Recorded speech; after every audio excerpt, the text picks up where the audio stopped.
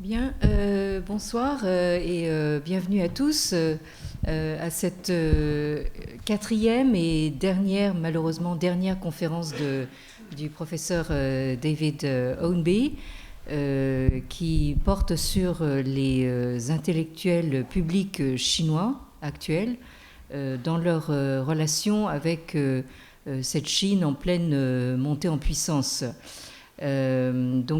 Aujourd'hui, nous allons parler non seulement de ce socialisme aux caractéristiques chinoises, mais en particulier d'un représentant qui a un discours pas forcément très consensuel, mais qui vaut la peine d'être détaillé. Donc, je laisse le professeur Ownby vous expliquer voilà, de quoi il s'agit.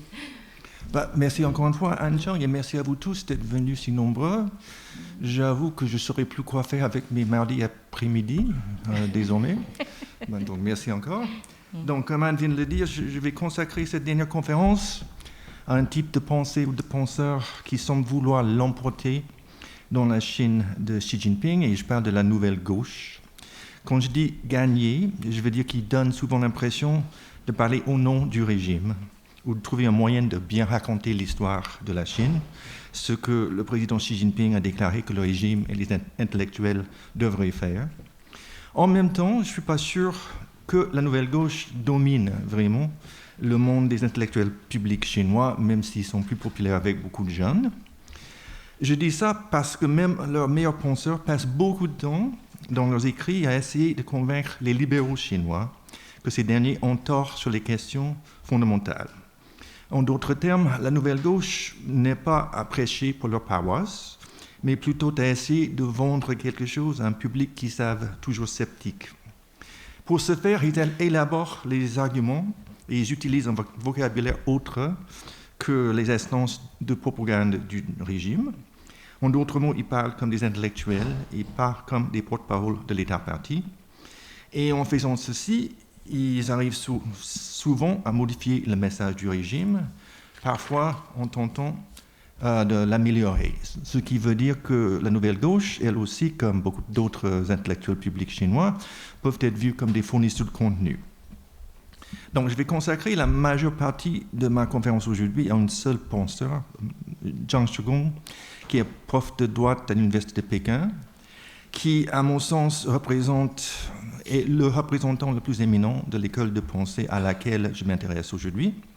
Mais je vais commencer d'abord par vous offrir un peu le contexte historique sur la nouvelle gauche en général.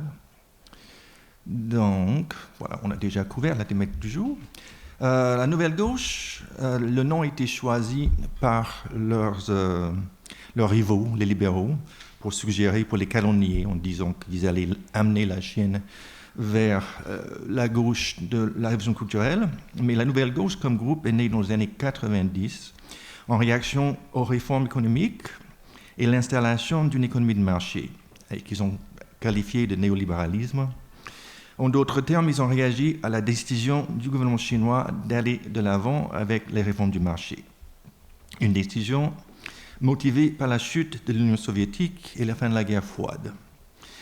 Ils ont été particulièrement galvanisés par le triomphalisme des États-Unis à la fin de la guerre froide, une attitude symbolisée par la publication de l'ouvrage de Francis Fukuyama, La fin de l'histoire et le dernier homme, paru en anglais en 1992 et traduit tout de suite en chinois parce qu'ils vont vite sur la traduction, et publié en 1993. L'argument de Fukuyama en termes simples est que la fin de la guerre froide signifie que la démocratie a gagné une fois pour toutes et va constituer désormais la voie de l'avenir, destiné à se répandre sur toute la planète parce qu'il s'agit d'un système supérieur à tous les autres. Et la suffisance affichée de M. Fukuyama a fâché les gens de gauche du monde entier, y compris ceux de la nouvelle gauche chinoise, au point qu'il continue à condamner le livre aujourd'hui encore. En fait, je crois qu'il y a beaucoup d'intellos qui font de la pression justement pour cause du livre de Francis Fukuyama, tellement il le condamne, même 30 ans après sa publication. Et la nouvelle gauche a choisi comme principal objectif intellectuel une quête qui vise à sauver une vision socialiste, ainsi que les idées et pratiques utiles de la longue histoire du socialisme en Chine et ailleurs, offrant ainsi des possibilités et de l'espoir à l'humanité. En d'autres mots, ils étaient déterminés à prouver que Francis Fukuyama s'est planté complètement. Bien sûr, la Chine est officiellement socialiste et donc de la gauche depuis 1949. Ce qui rend la nouvelle gauche nouvelle, c'est deux choses. Premièrement, elle ne s'identifie pas pleinement à l'État parti chinois, ni celui qui mettait en pratique les politiques néolibérales dans les années 90, ni celui du temps de Mao Zedong. En d'autres mots, ils se voyaient comme des intellectuels indépendants et ils voulaient se prononcer eux-mêmes sur ce socialisme, encore une fois, de façon indépendante et pas simplement faire écho à ce que disait le quotidien du peuple ou l'école centrale du parti. Deuxième chose, la nouvelle gauche a été très influencée par l'Occident et en particulier par les tendances de gauche du monde universitaire occidental, comme le postmodernisme et le postcolonialisme. De nombreuses figures de la nouvelle gauche ont étudié en Occident, principalement aux États-Unis, foyer principal de ces courants, et c'est un peu ironique parce qu'ils détestent tous les États-Unis. Et ceux qui n'ont pas étudié en Occident ont été très influencés par ceux qui l'ont fait. Comme vous le savez tous, à la base, l'idée du postmodernisme est que les valeurs universelles prêchées par l'Occident n'étaient universelles que parce que l'Occident avait le pouvoir militaire et économique de les imposer par la force dans le reste du monde. En d'autres termes, elles étaient une projection d'intérêts occidentaux particuliers, présentés comme des principes universels pour des raisons idéologiques et souvent peu respectés dans la pratique. Une telle perspective a signifié qu'en fin de compte, les intellectuels chinois n'avaient plus à interroger ou comprendre la Chine à travers les jeux de l'Occident, comme ils l'ont fait au cours du XXe siècle. Et donc c'était libérateur en quelque sorte. En même temps, ils n'ont pas insisté trop là-dessus au début de leur expérience, de leur histoire. Et au cours des 10 ou 20 premières années de son existence, la nouvelle gauche chinoise s'est caractérisée par deux éléments fondamentaux.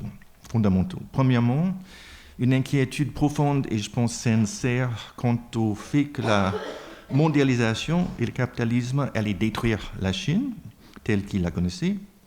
Deuxièmement, une tentative intellectuellement audacieuse de passer au peigne fin l'histoire des idées et des pratiques socialistes afin d'élaborer un nouvel avenir socialiste pour la Chine et peut-être pour le monde entier. Un exemple de ceci est la figure de Cui Jian, né en 1963, un penseur typique de la nouvelle gauche de cette période. Il est politologue qui a étudié à l'université de Chicago et ensuite enseigné au MIT pendant quelques années avant de retourner en Chine. Et un exemple représentatif des travaux qu'il a produits au début de sa carrière est un article intitulé « Insinuation partielle de la plénitude à venir, l'expérience de Chongqing à la lumière des théories de Henry George, James Meade et Antonio Gramsci », publié en anglais dans la revue Modern China en 2011. Seul le titre suffit à suggérer l'éclecticisme de la pensée de Cui et de beaucoup de la nouvelle gauche. Henry George était un économiste et politicien américain qui soutenait que la valeur économique tirée de la terre, y compris les ressources naturelles, devait être détenue à parts égales par tous les membres de la société et non laissée aux mains des particuliers. James Meade était un économiste britannique néoclassique, lauréat du prix Nobel, qui pensait également que le gouvernement devait prendre des mesures musclées pour parvenir à l'égalité des revenus, au lieu de permettre au capitalisme de créer des inégalités. Quant au marxiste italien Antonio Gramsci, il a élaboré des théories de l'hégémonie idéologique et culturelle pour compléter l'approche matérialiste originale de Marx. Donc, l'effort novateur que Cui Jian fait ici, dans le but de tisser ensemble ces trois courants de socialisme, est assez typique de l'approche employée par la nouvelle gauche. dans l'optique, encore une fois, d'insister que nous n'assistons pas à la fin de l'histoire. Je ne dis pas que ça marche, mais c'est ce qu'il essaie de faire. Le modèle de Chongqing, ou l'expérience de Chongqing, mentionné dans le titre du texte de Cui Jian, pointe vers l'impact réel de la nouvelle gauche en Chine. Il est en effet clair que écrire des essais éclectiques en anglais a peu de chances de rallier les masses en Chine. Par contre, l'expérience de Chongqing était une véritable expérience sociale et politique menée dans la municipalité du même nom entre 2007 et 2013 par un homme politique nommé Bo Xilai. Chongqing est une énorme municipalité de l'ouest de la Chine, c'est le petit bout en rouge que vous voyez sur le plan, de la taille de l'Autriche, si je ne me trompe pas, tout est plus gros en Chine, et avec une population de 30 millions et plus, ça fait municipalité. Lorsqu'il a été nommé à la tête de cette grosse municipalité, Bo Xilai a décidé d'avancer sa marque politique en mettant en œuvre des initiatives qui collaient avec les visées de la nouvelle gauche, à savoir puiser dans les théories socialistes et d'user du pouvoir financier du gouvernement afin de trouver des solutions à la pauvreté, au fossé entre riches et pauvres, à la criminalité et à la corruption. Et en effet, notre vision de la Chine comme pays hyper centralisé où toute décision importante est prise à Pékin pour être suivie à la lettre, pas tout le monde après, n'est pas vrai. On permet en Chine une certaine souplesse expérimentale qui se trouve même encouragée au niveau local, l'idée étant de voir quel modèle va fonctionner le mieux. Lorsque Bo Xilai lance son modèle Chongqing, la plupart des provinces ou municipalités en Chine étaient en train de mettre l'accent plus sur les forces du marché et moins sur l'intervention socialiste du gouvernement. Dans ce sens, Bo Xilai s'est écarté de manière assez importante du modèle néolibéral pratiqué dans une grande partie du reste de la Chine, ce qui a fait jaser pas mal dans les chaumières. Mais Bo Xilai est allé encore plus loin et a décidé d'effectuer une mobilisation des masses qui apporterait un appui populiste à son programme, entre autres en puisant dans des traditions maoïstes pour faire chanter des chansons rouges et tourner des émissions de télévision, le tout imprégné d'une charge idéologique qui n'était pas au goût de tout le monde, même si mon impression est que les gens de Chongqing l'ont globalement apprécié. Pour mettre en œuvre son modèle, Bo Xilai a reçu l'aide de membres de la nouvelle gauche et Cui Jian, celui dont je viens de parler, a même pris congé de son poste à Tsinghua pour se rendre à Chongqing et lui prêter main forte. Cette expérience a fait grand bruit et a également inspiré les gens de gauche hors de Chine que pensaient que Bo Xilai avait créé une sorte de troisième voie entre le capitalisme et le socialisme. Cette expérience de Chongqing s'est mal terminée pour des raisons politiques. Les adversaires de Bo Xilai en Chine l'ont accusé d'avoir piqué dans la caisse et s'être abandonné au populisme, ainsi que toutes sortes d'actes de corruption et d'abus.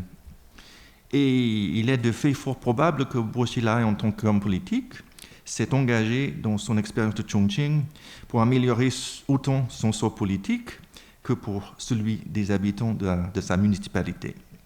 Quoi qu'il en soit, l'affaire a tourné à la lutte de pouvoir et à l'heure de la montée au pouvoir de Xi Jinping. Bo Xilai a été démis de ses fonctions, accusé d'activité criminelle et à l'heure actuelle, il purge une peine de prison à vie. Comme ce drame le suggère, l'entrée en scène de Xi Jinping a constitué un moment fort et a marqué un tournant dans la pensée de la nouvelle gauche.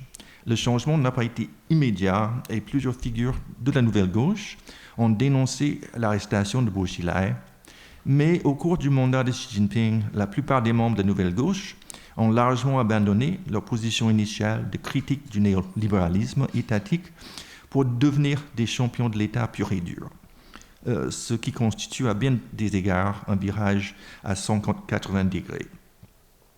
Il y a plusieurs explications à cela. Premièrement, avant même l'arrivée au pouvoir de Xi Jinping, la Chine avait commencé à s'éloigner des pires excès du néolibéralisme. Deuxièmement, Xi Jinping a promis un engagement plus sincère et plus profond envers le socialisme que ses prédécesseurs. Et troisièmement, la nouvelle gauche était aussi désireuse que les nouveaux confucianistes de chuchoter à l'oreille du pouvoir et de servir de fournisseur de contenu pour réaliser le rêve chinois de Xi Jinping. Ce qui nous amène à notre homme du jour, Zhang Shigong, auquel je vais consacrer le reste de cette conférence. Comme je l'ai mentionné déjà, Zhang Shigong est né en 1967, donc il est plutôt jeune. Il est actuellement prof de droit à l'Université de Pékin. Il écrit sur une grande variété de sujets. Les constitutions non écrites, l'idée que ce qui est écrit dans une constitution est souvent moins important que les normes et les pratiques qui entourent le document, une façon pour dire que si la Chine ne respecte pas la lettre de la loi telle qu'écrite dans sa constitution, les autres pays ne le font pas non plus. Il a écrit également beaucoup sur les relations entre Hong Kong et la Chine, l'importance de l'empire dans l'histoire des droits de l'homme, l'hégémonie américaine, la pensée Xi Jinping. Donc une grande variété de sujets, mais tous ces écrits sont basés, encore une fois, sur l'idée centrale du postmodernisme, qui est, je le répète, que les valeurs universelles claironnées par l'Occident ne sont pas en fait universelles, mais plutôt des produits contingents de l'histoire et de la construction de l'intérêt personnel occidental. Zhang Shigong est également l'un des nombreux intellectuels de la Nouvelle Gauche en Chine à avoir été influencé par les idées de Carl Schmitt, le critique allemand du constitutionnalisme libéral communément appelé le juriste chevronné d'Hitler, pour avoir servi le régime nazi. La pensée de Schmitt est complexe, mais dans le contexte présent, on peut la réduire à 2 points essentiels.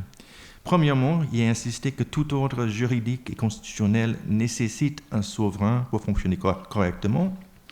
Deuxièmement, le but de la politique est de gagner, et les victoires sont obtenues en distinguant clairement entre les ennemis et les amis. Ces idées, les idées originales de Schmitt, sont apparues dans le contexte du déclin et de la chute de la République de Weimar en Allemagne et ont été recyclées depuis par divers détracteurs du libéralisme, tant de droite que de gauche.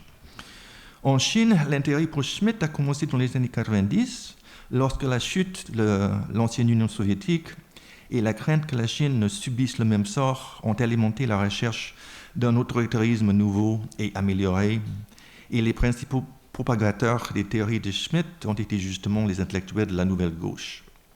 L'attrait dans le contexte chinois est évident. Dans les années 90, les armées de la Chine semblaient être en train de perdre, ce qui signifiait que le peuple chinois devait s'unifier et se rassembler autour du souverain, c'est-à-dire le Parti communiste et ou son dirigeant. Il est clair qu'il existe ici une tension entre la volonté de la Nouvelle Gauche de critiquer les politiques néolibérales et l'idée de rassembler autour du souverain. Ça veut dire tout simplement qu'il y avait des tensions au sein des idées du groupe. Plus tard, l'ascension ultérieure de la Chine au rang de grande puissance a calmé les craintes de voir la Chine s'effondrer, mais les idées de Schmitt restent utiles pour ceux qui défendent le modèle chinois unique face aux critiques occidentales. Pour revenir à Zhang Shigong et ses idées, Isaiah Berlin, le philosophe britannique, a affirmé une fois que les penseurs sont soit les hérissons, soit les renards. Les hérissons savent une grande chose, alors que les renards savent beaucoup de petites choses. Quant à lui, Zhang Shigong est fondamentalement une hérisson, on le voit avec ses cheveux d'ailleurs, et il s'attache à combler le vide laissé par l'échec du projet de Lumière, de par sa lecture de la Chine et du socialisme aux caractéristiques chinoises. En même temps, il s'agit d'un lecteur vorace, un penseur, un écrivain talentueux, et donc un vaillant guerrier pour sa cause. Je soupçonne que peu de ceux et celles qui sont ici présents seraient convaincus par les arguments de Zhang Shigong, mais ils s'en fichent, et en quelque sorte, parce qu'ils n'essaient pas de nous convaincre, vous et moi, car nous vivons dans des pays, des cultures qui ne sont plus de premier plan. Lui, il essaie de convaincre les autres Chinois, en particulier les autres intellectuels chinois, d'abandonner leur foi dans les valeurs universelles et d'embrasser la Chine telle que Zhang la conçoit.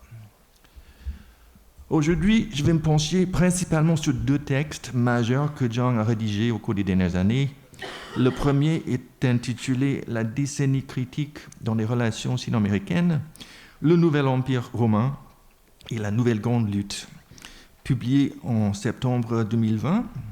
Et le deuxième est « Philosophie et histoire, interpréter l'ère Xi Jinping à travers le rapport de Xi au 19e congrès national du PCC ». On ne va pas attendre le film de ni l'un ni l'autre de ces textes. Il s'agit dans ces deux cas de pièces longues, denses et compliquées, mais qui abordent des questions fondamentales et tentent de faire des synthèses et des percées qui font avancer le monde intellectuel chinois. Je vais commencer par l'essai le plus récent sur les relations sino-américaines, à la fois parce qu'il est plus facile à comprendre et parce que l'autre texte est plus ambitieux et fondamental. Il faut savoir que... Non, pas encore. Il faut savoir que la relation entre la Chine et les États-Unis est probablement la relation bilatérale la plus importante au monde. Et si elle est sans doute très importante pour les États-Unis, elle est probablement encore plus importante pour la Chine. En fait, la Chine, de nos jours, doit beaucoup aux États-Unis. C'est clair que la Chine a fait des choix intelligents et astucieux au cours des dernières décennies du développement rapide. Mais toutes ces astuces ont aussi grandement bénéficié du rôle joué par le capital américain, la technologie américaine et les marchés américains. L'un des grands éléments de la mondialisation a été justement le déplacement de beaucoup de l'industrie manufacturière américaine vers la Chine. Et s'il est monnaie courante aujourd'hui pour les politiciens américains de se plaindre que la Chine a volé nos emplois, à l'époque, la plupart des capitalistes américains étaient tout à fait favorables à ce visage chinois. La Chine étant un pays où les salaires étaient bon marché, où il n'y avait pas de syndicats ou de tribunaux avec lesquels négocier, où l'État chinois était plus que favorable à la croissance économique, où un énorme marché potentiel attendait d'être développé, et où, cerise sur gâteau, ils pouvaient probablement aussi éviter de payer des impôts. Pendant la majeure partie des décennies 90 et 2000, malgré des pépins ici et là, les relations entre la Chine et les États-Unis étaient en général étroites et même bonnes. Du point de vue chinois, outre les améliorations de leur vie matérielle, que de nombreux Chinois associés aux relations économiques de la Chine avec les États-Unis, les Chinois regardaient également des films et des sitcoms américains. En fait, beaucoup de Chinois d'un certain âge parlent un excellent anglais grâce au programme Friends. Et l'histoire de Ross et Rachel est presque aussi bien connue en Chine qu'aux États-Unis. Ils ont venu également à adorer les sports américains, en particulier la basket et la NBA. Ils envoyaient leurs enfants à l'école aux États-Unis et avaient généralement une opinion favorable de ce pays. De nombreux intellectuels chinois, en particulier les libéraux, qui là encore étaient probablement majoritaires en Chine, étaient globalement satisfaits d'être essentiellement un partenaire junior des États-Unis dans un ordre mondial dirigé par les Américains et acceptaient même les termes de la politique américaine d'engagement, selon laquelle, en permettant à la Chine de rejoindre l'économie mondiale et de s'enrichir, la politique chinoise allait évoluer de façon naturelle vers la démocratie, ce qui était de toute façon ce que la plupart des libéraux chinois souhaitaient. En d'autres termes, cette période, des décennies 90 et 2000, grosso modo, a été l'âge d'or d'un mariage étrange, c'est plutôt heureux, qui semblait fonctionner. Il existe d'ailleurs une expression chinoise qui présente les États-Unis et la Chine comme un couple marié, ça s'appelle Zhongmei Fuqilun. Et de nombreux intellectuels chinois d'un certain âge restent quand même nostalgiques pour cette période. Pas Zhang Shigong, par contre, l'objectif de son texte est de monter un argument qui va convaincre les libéraux chinois de penser autrement. Du cœur de son argumentation se trouve la notion que les États-Unis ne sont pas bénins. En particulier, depuis la fin de la guerre froide, Zhang Shigong insiste sur le fait que les États-Unis s'attellent à la tâche de construire un nouvel empire romain qui régnera sur le monde essentiellement grâce au contrôle de l'économie mondiale. En d'autres termes, avant la fin de la guerre froide, le poids de la Russie faisait en sorte que les choses étaient équilibrées. Mais avec la chute de l'Union soviétique, les États-Unis étaient libérés pour tout faire à leur tête. Dans le cadre de cet empire, Jiang continue, la Chine était destinée à jouer le rôle de partenaire junior, aidant les États-Unis à atteindre le contrôle économique tout en restant dans une position soumise.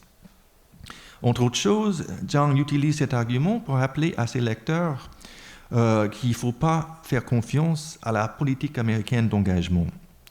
Il dit, regardez ce qui s'est passé lorsque Gorbatchev a tenté la réforme et l'ouverture. L'Union soviétique s'est effondrée et l'ensemble du bloc soviétique s'est dissous après. La Chine a mieux géré ses affaires que l'ancienne Union soviétique, certes, mais cela est dû à l'habilité de la Chine, insiste Jiang, et non à la bonne volonté américaine, et il ne faut surtout pas se leurrer. En outre, la crise financière de 2008 a changé la donne, car elle a montré que la Chine était le partenaire junior d'une entreprise qui tout d'un coup s'est montrée très peu solide. Donc, au-delà de la bienveillance douteuse de l'Empire américain, 2008 signifiait que la Chine devait repenser les choses en fonction de ses propres intérêts, car même si les États-Unis arrivaient à se mettre sur pied, la Chine semblait destinée à un avenir prolongé en tant que pays défini par la fabrication ou l'assemblage bas de gamme, dans laquelle la Chine faisait tout le travail et les bénéfices revenaient aux États-Unis. Par conséquent, au cours de la décennie 2010, la Chine repense sa stratégie de développement en se focalisant cette fois-ci sur la haute technologie, à l'expansion du marché domestique, entre autres choses pour produire finalement ce qu'ils ont appelé le plan Chine 2025, un plan qui visait à améliorer la capacité technologique de la Chine grâce au 5G, à l'intelligence artificielle, le tout jumelé au projet Nouvelle Route de la Soie, une sorte de plan Marshall à la chinoise visant largement, mais pas exclusivement, l'Asie centrale et l'Afrique.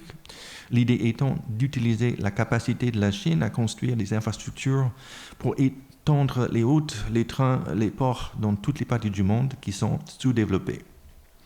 La Chine a bien sûr le droit, en tant que pays souverain, de planifier son avenir et de viser plus haut. Après tout, son statut de partenaire junior des États-Unis n'a jamais été négocié de haute voix.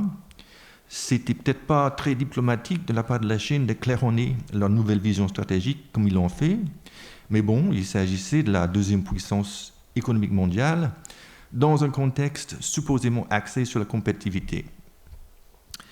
Quoi qu'il en soit, les États-Unis ont à leur tour très mal pris les initiatives chinoises. Ils ont déclaré que la politique de l'engagement avait échoué et que cet échec était la faute de l'État parti chinois, qui n'avait bien sûr jamais adhéré aux finalités politiques, la démocratisation de cette politique d'engagement. En même temps, les États-Unis décident d'identifier la Chine comme principal concurrent ou rival stratégique et prennent une série de mesures conçues exprès pour freiner l'essor de la Chine, en particulier dans le domaine de la haute technologie, ce que la Chine a bien sûr mal pris à son tour, qualifiant ces mesures d'endiguement, ce qu'elles étaient et sont.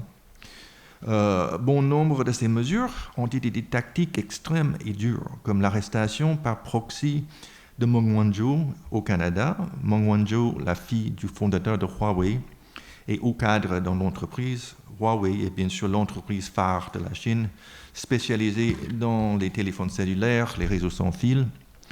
Les États-Unis ont fait leur mieux pour freiner le succès de Huawei à travers le monde, en convainquant leurs alliés de ne pas acheter les réseaux 5G de Huawei pour des raisons de sécurité. Donc tout ça, c'est Jiang Shigong présente tout cela. Et pour en faire une histoire courte, il conclut en disant, oubliez votre nostalgie pour le beau mariage États-Unis et Chine, car il s'avère que l'un des partenaires n'est pas celui qui prétendait de l'être. Donc selon lui, le mariage est maintenant fini, caput, qui est une excellente nouvelle pour la Chine et même pour le monde entier. Pour la Chine, elle va se trouver libérée enfin de mariage arrangé et donc désormais libre de ses choix. Et on va de même pour le reste du monde, car Jiang laisse entendre que sans l'assistance de la Chine, les États-Unis n'étaient plus en mesure de construire leur nouvel empire romain. Je dirai quelques mots sur ce que ce nouveau monde pourrait ressembler sous peu.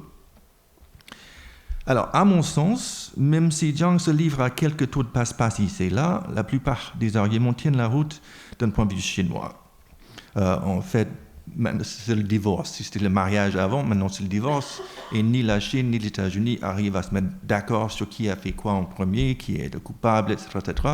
Et donc, on peut monter un argument qui va dans un autre sens. Disons que la Chine est le premier à refuser la relation intérieure, mais Jiang Shigong est à parler aux Chinois, et donc ce qu'il dit passe plutôt bien de ce côté-là.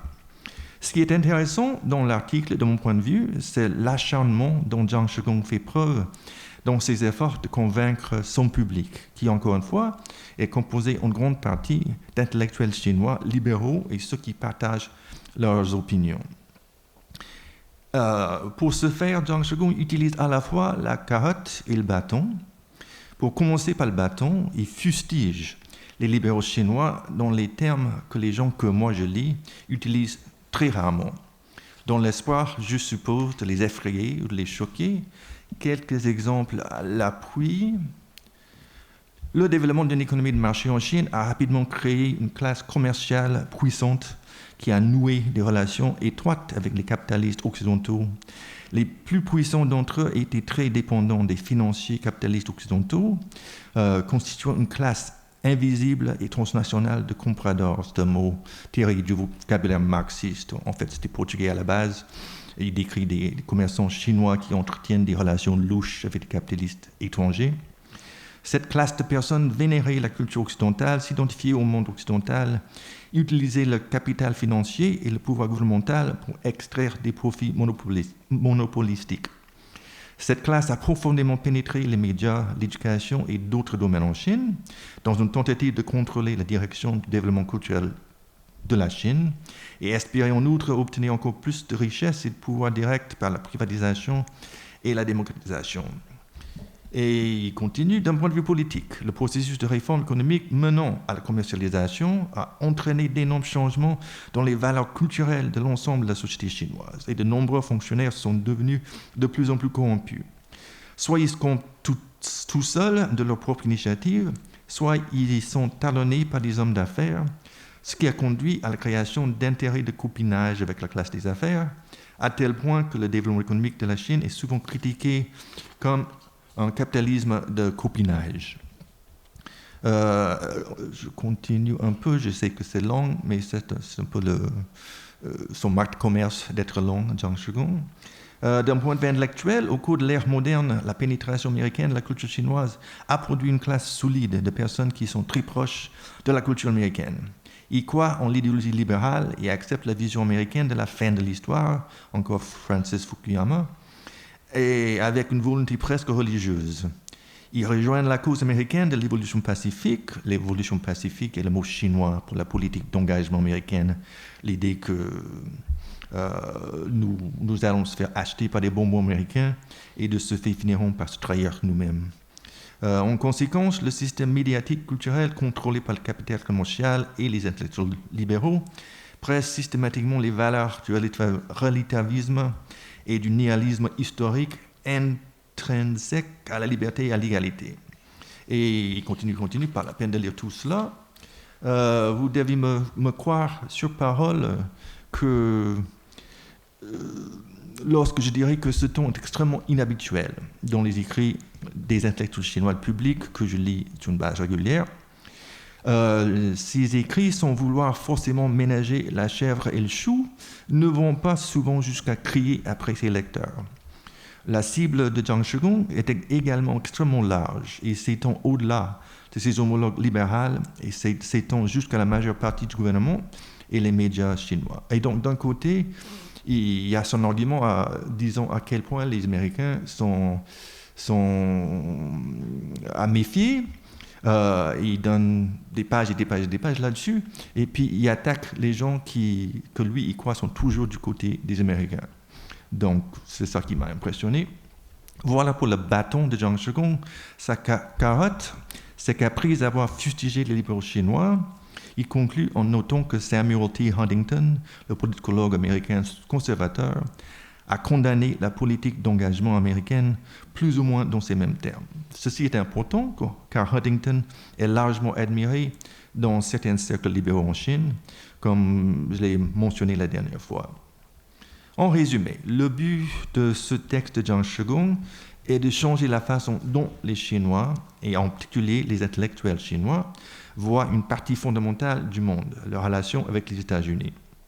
Et la façon dont ils tentent de le faire montre à quel point la vision du monde avec laquelle Zhang Shigong est en désaccord semble être répandue. Donc, pour moi, tout ça dire que c'est pas joué en Chine.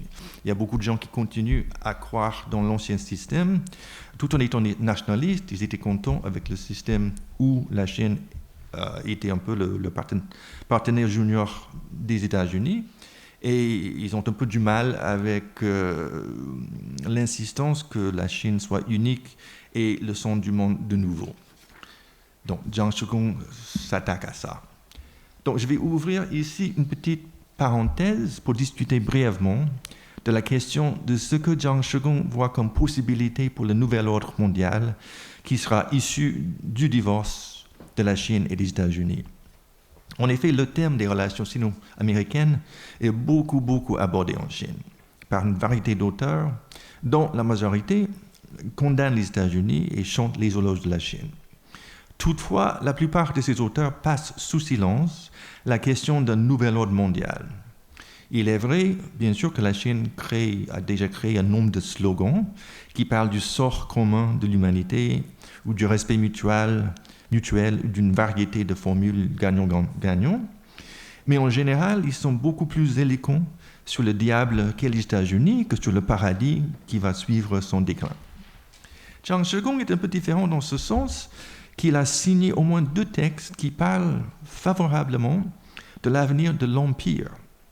L'un, la logique interne des entités politiques surdimensionnées, Empire et ordre mondial, publié en 2019, et un deuxième avec le titre L'histoire impériale sans empire, qui est un recensement critique publié en 2021 de l'œuvre de l'historien britannique John Darwin, après Tamerlane, l'histoire globale de l'Empire. Et donc, l'argument de base de Zhang est assez simple. Il dit que les empires ont toujours été les éléments structurants des ordres politiques régionaux, même avant que la montée de l'impérialisme rende possible la construction d'empires mondiaux. La montée des idées de souveraineté et d'État-nation au cours de la période moderne a rajouté de nouveaux aspects à la construction et à l'administration de l'Empire, et pour certains a fait perdre de vue son importance actuelle, mais il insiste, les empires n'ont pas disparu pour autant, ils ont seulement changé de forme et de fonction. Donc le texte de Zhang Shigong s'étend largement dans le temps et dans l'espace, mais selon ma lecture, ce qu'il veut dire, c'est que l'Empire, et en particulier l'Empire mondial, structuré autour des marchés, des monnaies, des devises, et de la politique intérieure des superpuissances déguisées en pratique juridique universelle, fait partie inéluctable du monde contemporain. Donc, à l'instar de ce que Jésus-Christ a dit sur les pauvres, Zhang semble vouloir dire « l'Empire, vous l'aurez toujours avec vous ». Et donc, si l'initiative des nouvelles routes de la soie respire un peu l'Empire, ben tant pis. Ça sera, quoi qu'il en soit, un empire aux caractéristiques chinoises. Je trouve ceci assez remarquable, non seulement parce qu'il est impensable qu'un intellectuel occidental chante les louanges de l'Empire, mais aussi parce que, jusqu'à très dernièrement, la nouvelle gauche chinoise, dont la plupart, comme Zhang Shigong, sont les champions de l'État pur et dur, faisait de la souveraineté l'un de ses principes directeurs. Bien entendu, Zhang ne dénonce pas la souveraineté, même s'il suggère avec un clin d'œil que le discours de l'État-nation est un tout de passe-passe. Zhang Shigong pense-t-il vraiment que les pays ciblés par les nouvelles routes de la soie ne sont pas concernés par les questions de souveraineté? sont-ils prêts à faire partie de l'Empire chinois? Je ne sais pas, mais la lecture de ces textes me laisse perplexe. Ok, passons finalement à l'autre texte de Zhang Shigong, celui de 2018, Philosophie et histoire interpréter l'ère de Xi Jinping à travers le rapport de Xi Jinping au 19e congrès national du PCC, même si le titre ne donne pas forcément envie, je l'avoue. L'objectif de Zhang Shigong dans ce texte est encore plus large, plus fondamental quand il aborde le thème des relations sino-américaines, à savoir de convaincre les lecteurs libéraux de la légitimité de Xi Jinping et la réalité du socialisme chinois. Et en fait, je crois que ce texte-ci est probablement le texte le plus important écrit par un intellectuel public au cours des 10 dernières années. Et même mes amis libéraux, qui n'aiment pas particulièrement Zhang Shigong et n'ont pas apprécié son texte, ont admiré son ambition et ils me l'ont dit ouvertement. Donc, pour ce qui est de la légitimité de Xi Jinping, ceci peut nécessiter peut-être quelques mots d'explication. Depuis la réforme et l'ouverture, une question fondamentale se pose quant à la légitimité de l'État-parti chinois. Par ceci, je ne veux pas dire que le régime est sur le point de tomber. Les améliorations matérielles ont gagné la majorité des Chinois et les divers efforts de propagande, y compris l'éducation patriotique qui inculque aux jeunes un ensemble de valeurs très nationalistes, ont réussi à établir un lien entre ces bienfaits matériels et le travail du Parti communiste ou le Parti État. Les sondages signalent invariablement que les Chinois sont plus satisfaits des performances de leur gouvernement que les Français ou les Américains. Pourtant, il reste des questions persistantes sur la légitimité du régime, car s'il se prétend socialiste, ce qui a transformé la Chine au cours de 40 années de réforme et d'ouverture, ce sont les marchés, l'esprit d'entreprise et la mondialisation. Je crois que beaucoup de Chinois estiment que le Parti communiste a assez bien géré ce processus et que la plupart des Chinois sont patriotes et fiers de ce que la Chine a fait. Mais en même temps, je ne suis pas sûr que beaucoup d'entre eux soient vraiment convaincus par les idées et les idéaux socialistes. Pas qu'ils sont contre, mais quand même. Quant à Xi Jinping, il semble être raisonnablement populaire auprès du peuple chinois, surtout pour sa lutte constante contre la corruption, qui est détestée par les Chinois. Mais il suscite tout de même de nombreux doutes chez les intellectuels, et notamment les intellectuels libéraux, en raison de son programme qui penche à gauche et rappelle certaines postures maoïstes.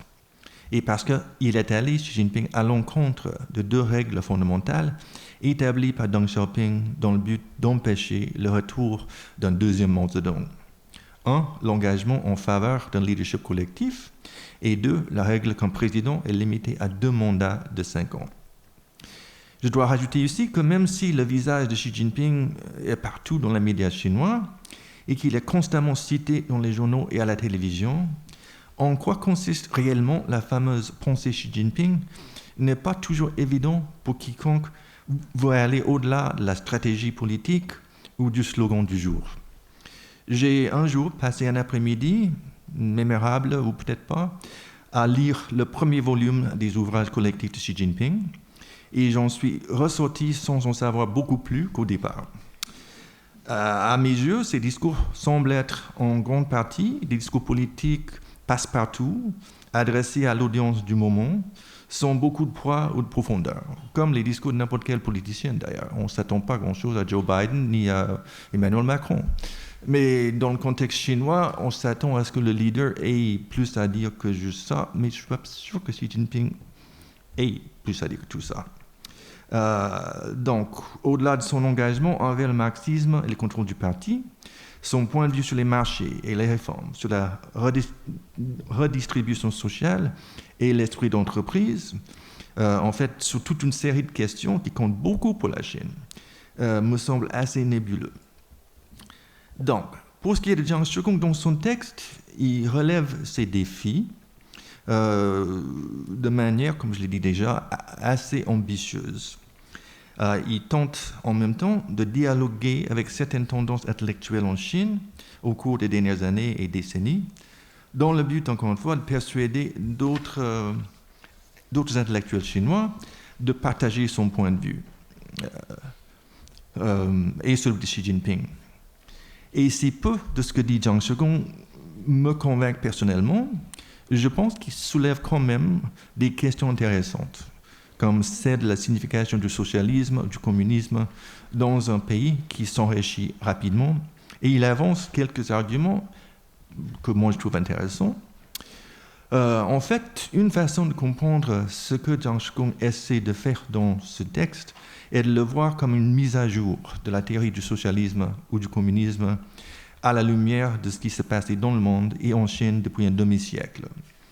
Ce qui suggère également qu'il essaie de créer une nouvelle idéologie qui sera conforme à la nouvelle base matérielle de la Chine, qui est une quête assez noble, si difficile.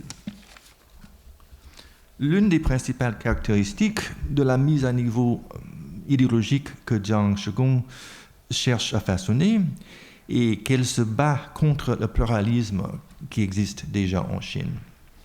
Dans une de mes conférences précédentes, j'ai longuement parlé de Ganyang et de son idée selon laquelle le succès actuel de la Chine est dû à l'unification des trois traditions. Et donc pour Gan, c'était l'efficacité du marché de Deng Xiaoping, le sens de la justice sociale de Mao Zedong et le sens du personnalisme, du confucianisme traditionnel.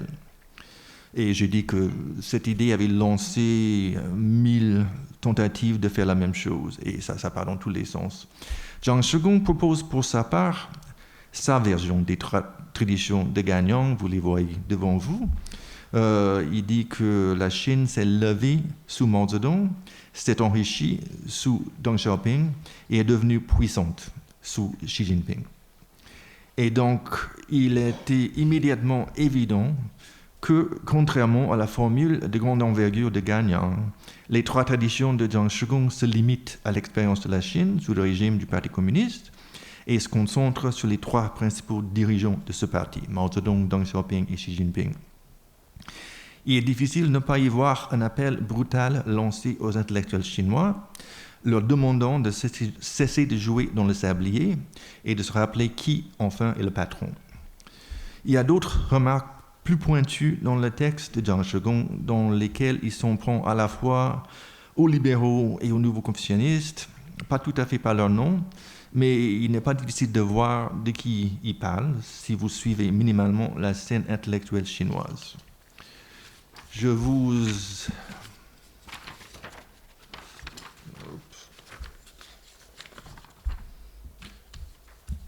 fais attendre, je vous épargne les détails, mais le ton est similaire à celui que nous venons d'explorer dans l'essai de Zhang Shigong sur les relations sino-américaines. Une autre partie intéressante du texte de Zhang Shigong est sa discussion du socialisme aux caractéristiques chinoises, l'un des slogans déterminants de la période de réforme et d'ouverture. Avant l'essor de la Chine, ce slogan était largement compris comme une apologie pour le capitalisme et pour l'autoritarisme.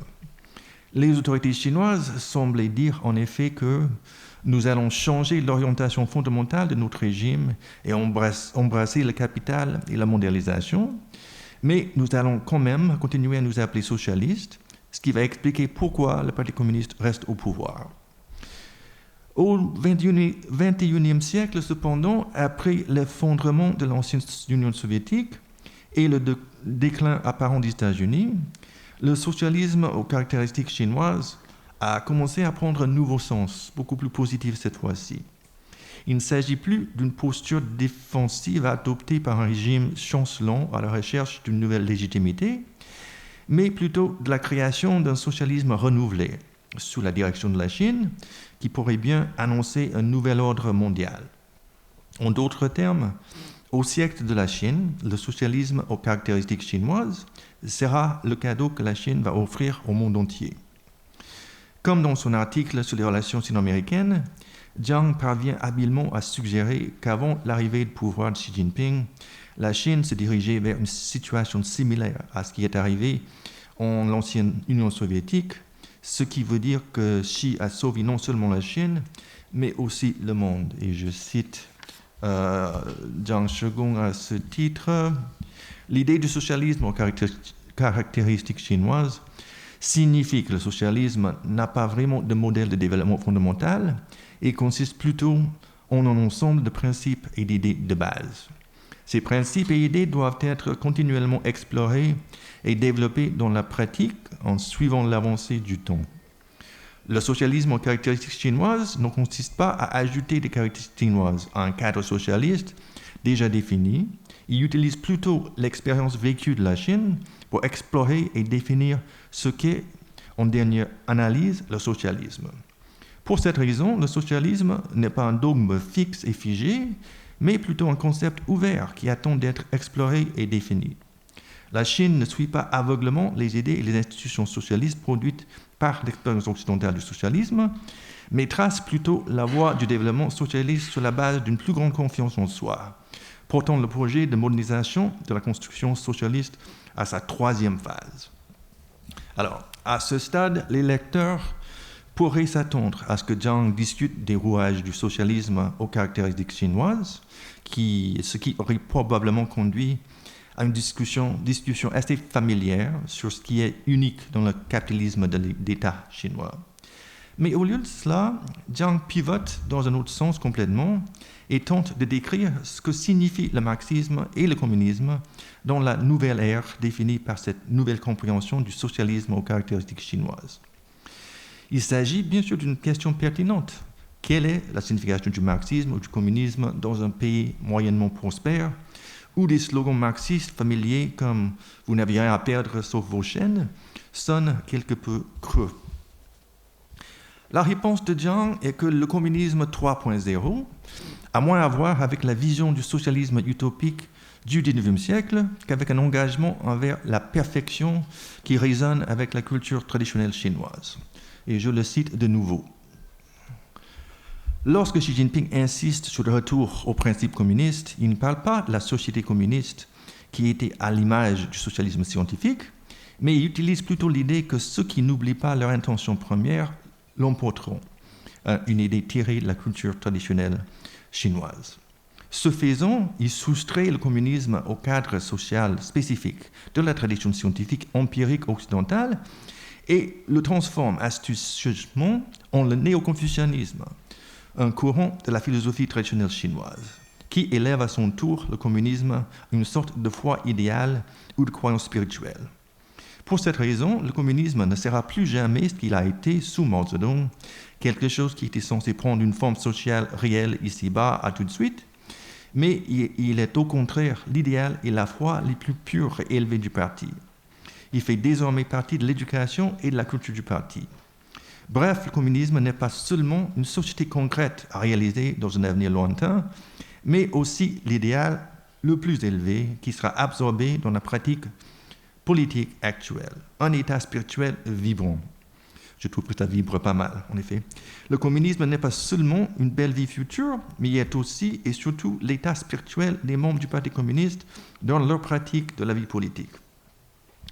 À première vue, et même à deuxième, celle-ci est une affirmation assez audacieuse, parce qu'au moins dans ma lecture du marxisme et du confucianisme, les deux ont très peu en commun au niveau de la signification. Mais comme je l'ai déjà noté, ce n'est pas moi ou vous que Zhang essaie de convaincre. Et je dois admettre que d'un point de vue rhétorique et discursif, l'argument de Zhang est assez astucieux. Je m'explique. Premièrement, la Chine parle depuis des décennies de la nécessité de siniser le marxisme, ce qui témoigne de la fierté de la Chine pour sa civilisation ancienne et du nationalisme qui était au cœur de la révolution chinoise. Deux éléments qui ont rendu les marxistes chinois un peu mal à l'aise à prendre Marx, Engels, Lénine et Staline comme leurs seigneurs et maîtres spirituels.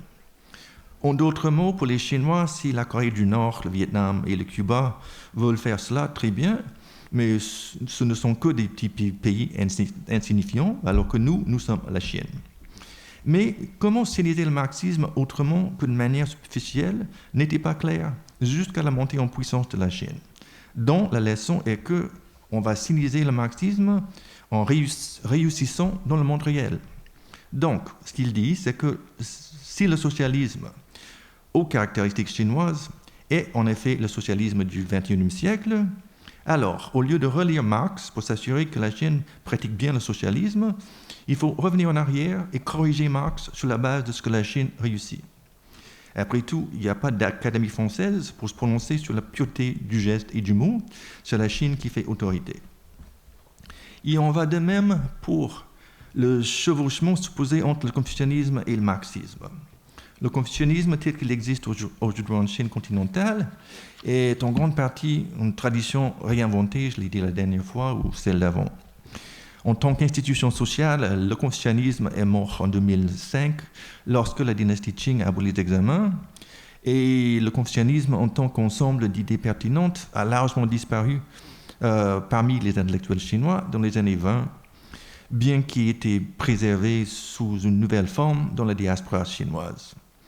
Il y a bien sûr des professeurs de philosophie en Chine qui en savent long sur le confucianisme, mais une grande partie du discours politique diffusé par les nouveaux confucianistes en Chine depuis une trentaine d'années est tout à fait nouvelle et assez éloignée de la réalité traditionnelle.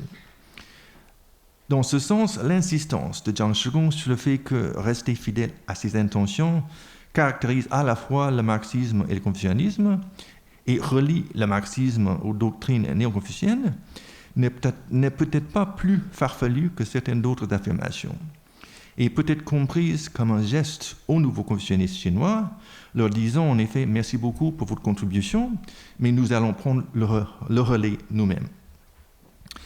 Au-delà des arguments de base de Zhang Shigong, ce qui frappe dans son article, qui est une fois de plus extrêmement long, c'est 70 pages à double interligne, c'est l'effort qu'il déploie pour essayer de prévoir toutes les objections possibles à son point de vue, qui, en résumé, est que Xi Jinping a sorti la Chine d'une crise qui aurait pu ressembler à celle de l'ancienne Union soviétique et qui trace une voie par laquelle la Chine sera la lumière du XXIe siècle. Il serait fastidieux d'essayer de montrer précisément comment Zhang Shigong s'y prend, donc vous devez, une fois de plus, me croire sur parole, mais l'intensité de son travail est à la mesure du défi qui croit avoir devant lui, en d'autres termes, beaucoup d'intellectuels chinois qui ne croient pas vraiment au socialisme aux caractéristiques chinois et aux gloires de l'avancée de Xi Jinping. Donc, en guise de conclusion, voilà le socialisme 3.0 et la pensée de Xi Jinping telle que présentée par Zhang Shigong. Est-ce que c'est cohérent? Je vous laisse tirer vos propres conclusions. J'avoue qu'au tout début, quand j'ai commencé à lire et traduire Zhang Shigong, je me trouvais à dire « mais c'est n'importe quoi, tous les 3 ou 4 paragraphes ». Mais après avoir traduit des centaines de pages de sa plume, je ne fais plus cela. Je ne sais pas s'il a fini par me convaincre ou si c'est plutôt l'effet de l'usure. Mais maintenant, au lieu de dire n'importe quoi, j'ai tendance à dire « je vois ce qu'il veut dire » sans être forcément d'accord. Donc, comment finalement caractériser ce socialisme 3.0 ? Premièrement, le socialisme 3.0 semble rimer beaucoup avec le succès de la Chine contemporaine. L'argument semble être « la Chine est socialiste, la Chine va bientôt être le pouvoir dominant dans le monde, donc nous sommes le socialisme ». Ça me fait penser un peu aux églises aux États-Unis, dont la carte d'affaires souligne la richesse matérielle de l'Église et de ses membres, disant en effet « on a réussi, il est évident que Dieu nous aime et que nous sommes des bons chrétiens ». Les deux cas me semblent problématiques. Dans le cas du socialisme 3.0, le côté critique, rêveur, utopique de Marx semble avoir largement disparu, même si Zhang Shigong évoque souvent l'idée de la lutte, et d'avoir été remplacé par une fierté nationale et un nationalisme qui frôle parfois la suffisance. Vu de cette perspective, j'avoue que j'ai du mal à voir comment le rêve chinois va remplacer le rêve américain, aussi creux que ce dernier peut paraître. Deuxièmement, le socialisme 3.0 de Zhang Shigong ne semble plus parler de la société, ou pas beaucoup. La lutte des classes n'est plus nécessaire quand les soucis du peuple disparaissent grâce à l'habilité de l'État et son grand leader. La lutte que préoccupe Jiang Shigong est celle entre les Chinois qui embrassent l'État et son leader et ceux qui nourrissent des doutes, et surtout entre la Chine et les États-Unis. Finalement, Jiang Shigong reste fidèle à Carl Schmitt dans le sens que tout est l'histoire des amis et des ennemis. Merci beaucoup.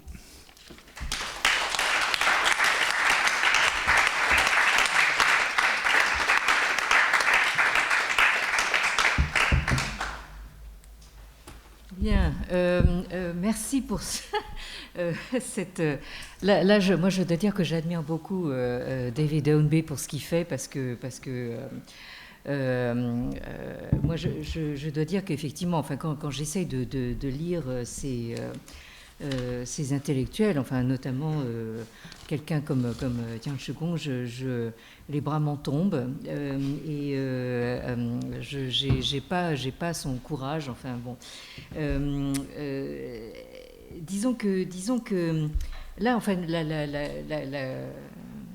on va donner la parole à la salle, mais moi, la question que je me pose, c'est tout de même, enfin, d'un côté, on a quelqu'un effectivement qui est très déterminé, hein, qui a une idée très claire, enfin, de ce qu'il voit pour l'avenir de la Chine. Hein. Bon, alors, enfin, ce qu'on comprend, c'est qu'en gros, enfin, son socialisme 3.0 et puis sa sinisation du marxisme, ça ne peut pas advenir sans justement cette montée en puissance. C'est-à-dire que en fait, c'est une pensée de la puissance, hein, tout simplement. Oui. Bon, bref, alors, oui, mais enfin, moi ma question, c'est comment ça se fait, justement, avec non seulement Jiang Shigong, mais d'autres intellectuels publics chinois que David Hornby nous a présentés lors des conférences précédentes, en tant que fournisseur de contenu. Comment se fait-il que cette pensée Xi Jinping soit toujours aussi pauvre ? Bonne question. Je pense que le bonhomme est occupé. Et c'est comme le langage utilisé par le Parti communiste et par Xi Jinping, c'est un langage presque religieux, dans le sens que ça appartient à l'église de la pensée marxiste.